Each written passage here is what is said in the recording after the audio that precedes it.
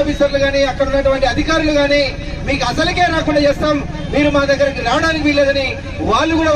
రైతులను బెదిరిస్తున్న పరిస్థితులు నేడు నాగార్జున సాగర్ నియోజకవర్గంలో కనిపిస్తున్నాయి. మీ అందరూ కూడా కాంగ్రెస్ నాయకులు గాని ప్రభుత్వం గాని ఇక్కడ స్థానికంగా ఉన్న ఎమ్మెల్యేతో సహా ప్రతి ఒక్కరు కూడా రైతులకు ఏదైతే 2 లక్షల రుణమాఫీ మేమందరం అమలు చేస్తామని మీరు హామీ ఇచ్చారో దాన్ని పూర్తి చేయాలని మేము అందరికి కూడా వేడుకుంటున్నాం. ఎందుకంటే టీఆర్ఎస్ పార్టీ పక్షాన మేము గడిచినటువంటి 10 ఏళ్లు వాళ్ళు ట్విట్టర్ లో గానీ సోషల్ మీడియాలో ఎక్కడ పోస్ట్ చేసినా గానీ వాళ్ళు నేరుగా వచ్చినా సోషల్ మీడియాలో ఎక్కడ పోస్టులు పెట్టినా గానీ మేమందరం స్పందించి కంటికి రెప్పలా కాపాడుకున్న ఈ నాగార్జున సాగర్ నియోజకవర్గ ప్రజలను రైతులను అట్లాంటి రైతులను ఈ రోజు ఇక్కడ స్థానికంగా ఏ నాయకుడు కూడా అందుబాటు లేకుండా వాళ్లకు ఏ సంక్షేమ పథకం అయినా గానీ మేము అమలు చేస్తున్నా అని చెప్తారు. ఆ అమలు కాలేదని అధికారుల దగ్గర పోతే మా దగ్గరకు వస్తే మీకు అసలుకే అమలు కాకుండా చేస్తాం, మా దగ్గర రాకుండా పోతాం అధికారులు బెదిరిస్తున్నారని